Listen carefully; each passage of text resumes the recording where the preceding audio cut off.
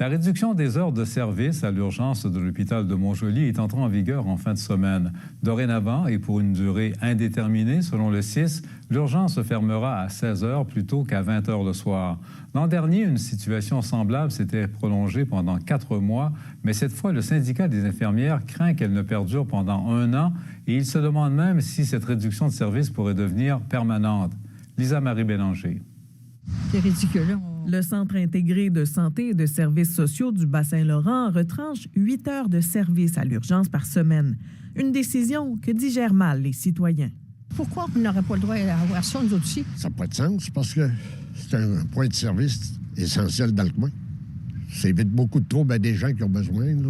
C'est sûr qu'on, même en petit milieu, on va avoir nos services, garder nos services. Pourtant, une solution existe, faire appel à des médecins dépanneurs. Mais l'hôpital de Montjoly n'est pas admissible à ce programme qui s'adresse aux urgences 24/7. Le député de Matane-Matapédia veut que ça change. Il a d'ailleurs fait parvenir une lettre à ce sujet à la nouvelle ministre de la Santé, Sonia Bélanger.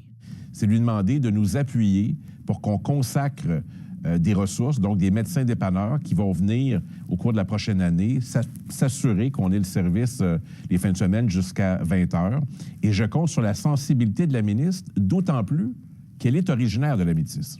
Le préfet de la Métis se dit rassuré après avoir rencontré le président directeur général du CIS du Bas-Saint-Laurent qui assure que la situation est temporaire.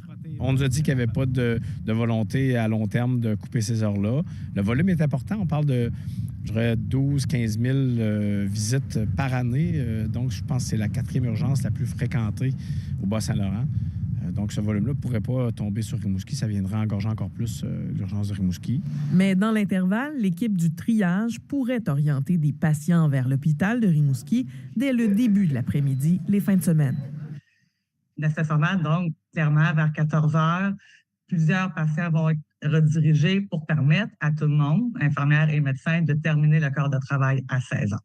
L'an dernier, la réduction des heures de service à l'urgence avait duré 4 mois.